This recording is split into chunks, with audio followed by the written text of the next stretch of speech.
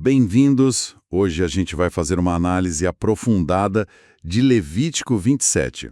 Vamos mergulhar juntos aqui nas fontes que temos sobre esse capítulo final, né? Que fecha o livro de Levítico. Isso aí, um capítulo bem interessante. Exato. E olha, para essa conversa a gente tem o texto bíblico, na NVE, claro, e também comentários, análises de fontes como o Comentário Bíblico Mana Online, tem o Comentário Bíblico Expositivo Adventista e algumas reflexões do Reavivados por Sua Palavra. Material bem rico. Sim, bastante coisa para a gente explorar. A ideia aqui é tentar entender melhor, sabe? Aquelas regras sobre votos, ofertas que eram dedicadas, os resgates, os dízimos. Como funcionava isso lá no antigo Israel, segundo esse capítulo? Vamos então começar a desembrulhar isso. Vamos lá. Bom, o capítulo já começa, falando de votos especiais. É o versículo 2. As fontes ajudam a gente a entender o que eram esses votos exatamente. Qual era o contexto deles, assim. Olha, as fontes explicam que eram promessas voluntárias. Um compromisso que a pessoa fazia com Deus, sabe? Geralmente vinha de um sentimento assim de gratidão muito forte por alguma coisa boa que aconteceu, ou então era uma forma de buscar uma bênção específica, algo que a pessoa desejava muito. Ah, entendi. Um ato pessoal, então. Exato. E um exemplo muito conhecido que as análises citam é o da Ana, né, lá do Antigo Testamento. Ela fez um voto de dedicar o filho dela, o Samuel, para o serviço de Deus, caso Deus permitisse que ela engravidasse.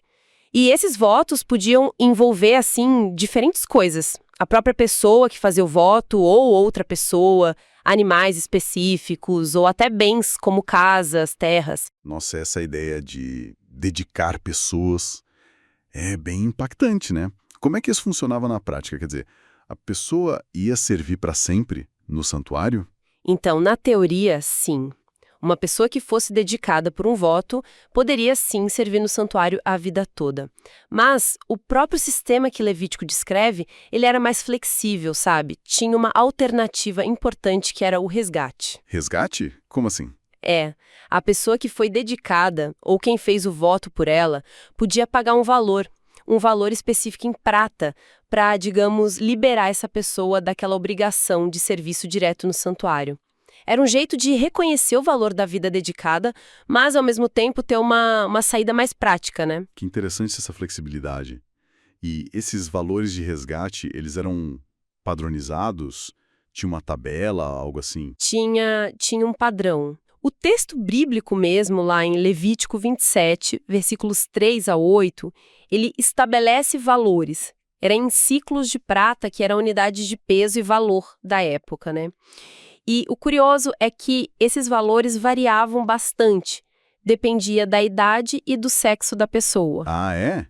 Como assim? Por exemplo, um homem adulto, na fase mais produtiva, ali entre 20 e 60 anos, tinha o valor de resgate mais alto. Já as mulheres, as crianças, os idosos tinham valores menores progressivamente. Mas, olha, tem um ponto super importante que as fontes destacam e o texto também deixa claro lá no versículo 8. Qual? Tinha uma cláusula de compaixão, sabe? Se a pessoa que fez o voto fosse muito pobre, não tivesse como pagar aquele valor que estava estipulado, o sacerdote tinha que avaliar a situação, ele determinava um valor justo de acordo com o que a pessoa realmente podia pagar. Isso mostra uma sensibilidade social ali dentro da própria lei. Puxa, que legal isso. Mostra um cuidado, né? Então tinha esse sistema para pessoas com essa rede de segurança para os mais pobres. Ok. E quando o voto envolvia animais ou propriedades, tipo casas, terras, a lógica do resgate era a mesma? Aí as regras mudavam bastante, viu? Para animais limpos, aqueles que podiam ser usados em sacrifício, tipo boi, ovelha, a regra era bem mais estrita. Se um animal desses fosse dedicado por voto, ele se tornava santo, consagrado, e aí não podia ser resgatado de jeito nenhum, nem trocado. Nossa, não podia trocar. Não. E tinha até uma consequência interessante. Se alguém tentasse, sabe, espertinho, trocar um animal dedicado que fosse ruim por um bom, os dois, o original e o que ele tentou trocar, os dois viravam santos. Não tinha margem para negociar com Deus nesse caso, entende? Entendi. Isso reforça muito a seriedade do voto, né? Quando envolvia algo para o sacrifício, era definitivo. Exatamente. Mostra o peso da palavra que foi dada a Deus. Agora, por outro lado, se o voto fosse de animais impuros, aqueles que não iam para o sacrifício, tipo um jumento, ou se fosse uma casa ou um pedaço de terra da herança da família que a pessoa dedicou, aí sim o resgate era permitido. Ah, tá. E como funcionava? Mas tinha um custo extra. A pessoa precisava pagar o valor que o sacerdote avaliasse, mais 1/5, ou seja, 20% a mais. E está lá nos versículos 11 a 19. Então essa taxa extra de 20%, ela aparece de novo. Parece ser um padrão para quando se queria reaver a algo dedicado que não fosse um animal para o sacrifício.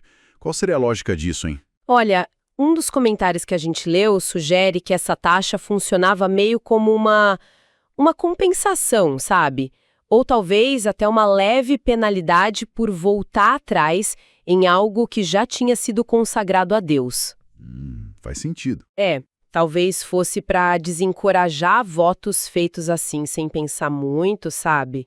Ou para reforçar que para pegar de volta algo dedicado era preciso um esforço a mais, reconhecendo o status especial que aquilo ganhou quando foi prometido. Entendi.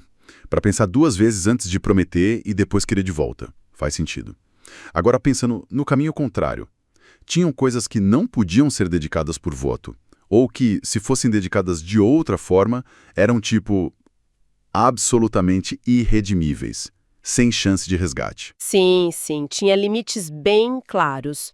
Primeiro, os primogênitos machos dos animais limpos. Esses aí já pertenciam a Deus por uma lei anterior, lá de Êxodo 13. Então não fazia sentido dedicar a eles de novo num voto especial, sabe? Eles já eram consagrados por direito. Isso está no versículo 26. Ah, ok. Já eram de Deus por padrão. Exato. E tinha uma categoria ainda mais séria, chamada Sherem. Isso está nos versículos 28 e 29. As traduções variam um pouco, mas a ideia é de algo consagrado para destruição ou dedicado irremissivelmente. Sharing? Nossa, isso soa bem mais pesado. O que entrava nessa categoria? Podiam ser pessoas, animais ou propriedades que estivessem sob uma proibição divina especial, um anátema. O ponto central é: o que era declarado Sherem não podia ser vendido nem resgatado de jeito nenhum. Era totalmente retirada do uso comum e entregue ao seu destino final. E qual era esse destino? No caso de pessoas mencionadas no texto, era a execução. Os comentários geralmente colocam isso no contexto de guerras santas ou julgamento divino sobre certos povos ou cidades inimigas, como a gente vê em outras partes do Antigo Testamento. É um conceito bem difícil, né? Ligado a essa ideia de uma separação radical para Deus, às vezes por meio da destruição total. Nossa, realmente. É um conceito forte. Bem diferente daquele voto voluntário que tinha opção de resgate, né? E sobre as terras? Você mencionou a herança familiar. Tinha alguma regra ligada ao ano do jubileu, aquele ciclo de 50 anos? Tinha, sim. As regras para terras eram muito conectadas ao jubileu. O princípio por trás disso tudo era proteger a posse da terra pelas famílias e tribos de Israel, a posse ancestral. Como assim? Se alguém dedicasse um pedaço da terra, que era herança da família, e depois não resgatasse essa terra, ela não ficava para sempre com o santuário, entende? No jubileu, que acontecia a cada 50 anos, essa terra geralmente voltava para a família original. Tinha algumas exceções, claro, mas o objetivo maior era sempre a restauração da posse original. Ah, para manter a estrutura das famílias e tribos. Exatamente. Agora, se alguém dedicasse uma terra que tinha comprado, não herdado, a regra era um pouco diferente. No jubileu, essa terra voltava para a família de quem ela tinha sido comprada originalmente. O sistema todo visava manter aquela estrutura social e de posse de terra que tinha sido estabelecida. Entendi o princípio. Essa ideia de dedicação, resgate e redimibilidade nos leva a um outro ponto que as fontes mencionam: o tal do Corban e a crítica que Jesus fez. Como isso se conecta com tudo isso? Então, Corban é uma palavra hebraica que significa, basicamente, uma oferta dedicada a Deus. Está totalmente ligado a esse universo dos votos e consagrações que a gente está falando. O sistema de Levítico, como a gente viu, tinha os mecanismos de resgate, né? Até para evitar que um voto feito na emoção acabasse prejudicando a família financeiramente. Certo. Só que, na época de Jesus, parece que essa prática acabou sendo distorcida, usada de um jeito errado. Distorcida como? De que maneira? Jesus criticou isso duramente, está lá em Marcos capítulo 7, versículos 10 a 12. E uma das nossas fontes destaca bem isso. Parece que algumas pessoas declaravam seus bens como corbã, ou seja, dedicados a Deus, mas usavam isso como desculpa para não cumprir outro mandamento, que era fundamental, o de honrar e sustentar os pais idosos. Puxa vida. A pessoa dizia algo como: "Ah, pai, mãe, não posso ajudar vocês com dinheiro porque esse dinheiro aqui é corbã. Tá prometido para Deus." Era um uso, assim, totalmente hipócrita de uma prática religiosa para fugir de uma responsabilidade ética e familiar básica.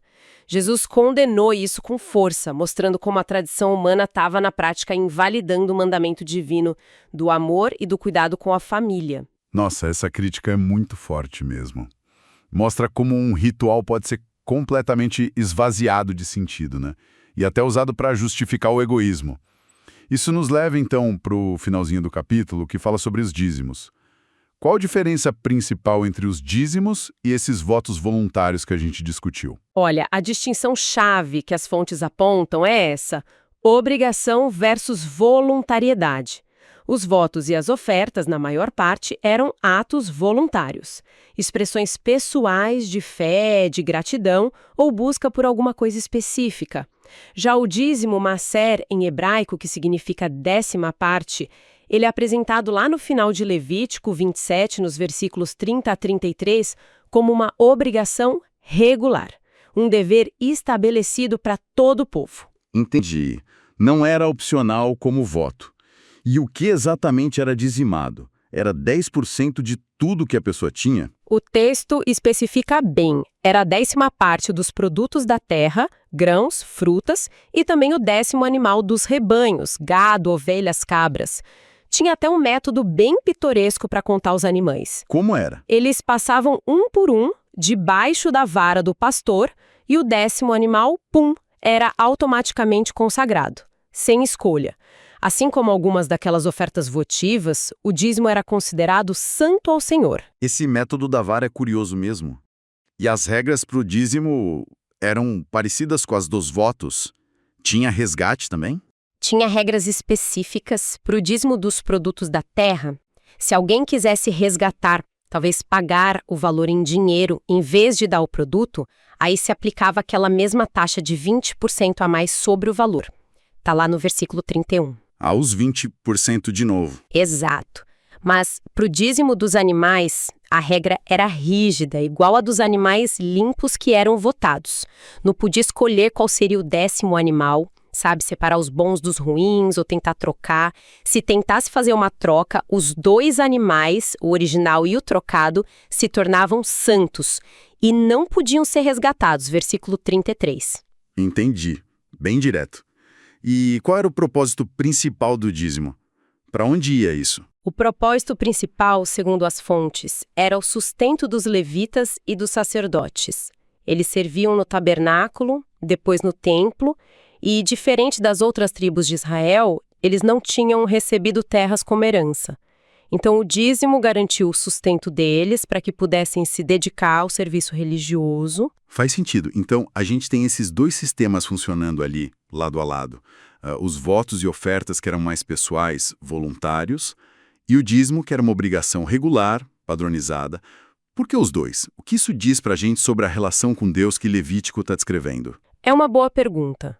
Os comentários sugerem que eles se complementavam, sabe? Os votos permitiam que as pessoas expressassem sua fé de forma individual, específica, em resposta a coisas que aconteciam na vida delas. Já o dízimo funcionava mais como um reconhecimento constante, sistemático, de que, no fundo, tudo pertence a Deus e que Ele é o provedor de tudo. E além de sustentar o culto, né, uma das fontes até descreve o dízimo como um possível antídoto contra a avareza, porque estabelecia um padrão percentual igual para todo mundo, rico ou pobre. O foco era na proporção do reconhecimento, não no valor absoluto que cada um dava. Então, os dois sistemas, cada um do seu jeito, lembravam o povo da sua dependência de Deus e da importância de expressar gratidão e compromisso. Entendi. É claro que muitas dessas práticas rituais, né, os detalhes do resgate, o sharing, a vara do pastor, não são aplicadas hoje exatamente da mesma forma na maioria das tradições religiosas que vieram daí.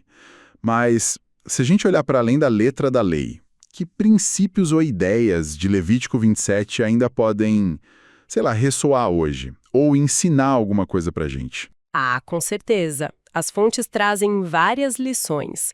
Uma que eu achei bem interessante é a ponte que fazem com o Novo Testamento, citando lá 1 Pedro, capítulo 2, versículo 9, que fala que os crentes são sacerdócio real.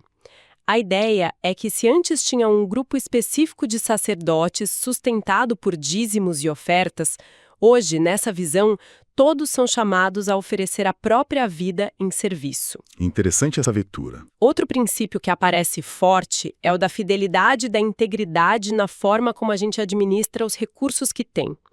Isso, muitas vezes, é conectado com aquela passagem de Malaquias 3, versículos 8 a 10, que fala sobre roubar a Deus nos dízimos e ofertas, mas que também promete bênçãos para quem é fiel.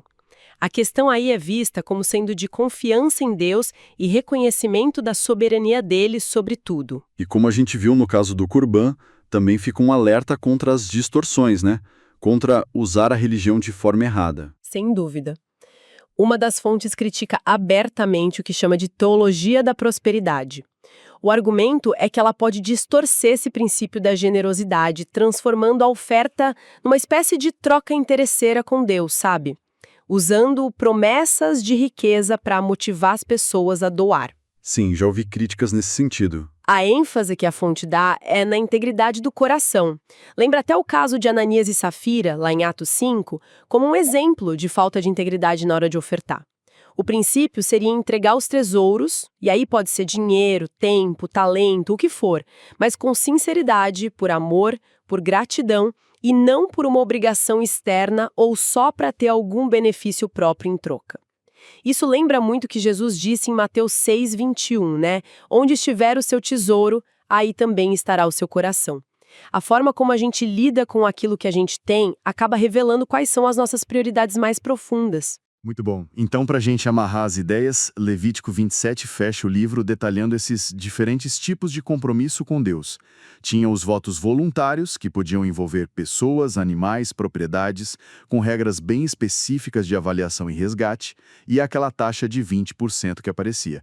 Tinha a categoria bem drástica do sharing, que era irredimível, e, por fim, a obrigação regular do dízimo para sustento do culto e como reconhecimento da provisão divina. Exatamente.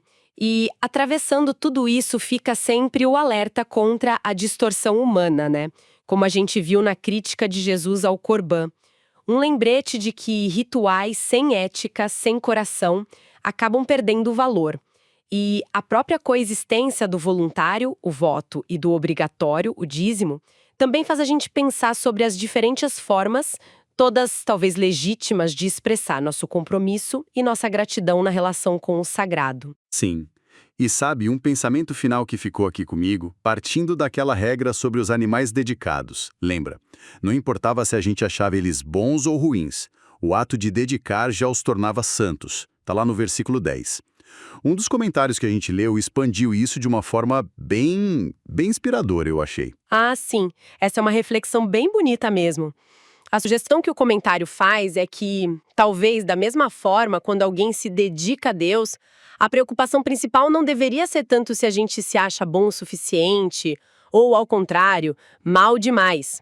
O próprio ato sincero de se dedicar, de se colocar à disposição de Deus, já poderia ser o ponto de partida para uma transformação, para a santificação, independentemente da nossa autoavaliação inicial. Isso deixa uma pergunta no ar para a gente pensar, né? Deixa, sim. Fica a reflexão para quem nos ouve. O que significa hoje, na nossa vida, dedicar alguma coisa ou dedicar a nós mesmos de uma forma autêntica?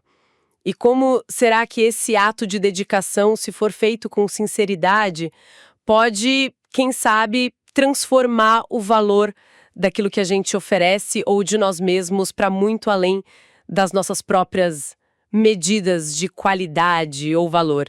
Fica aí para a gente pensar.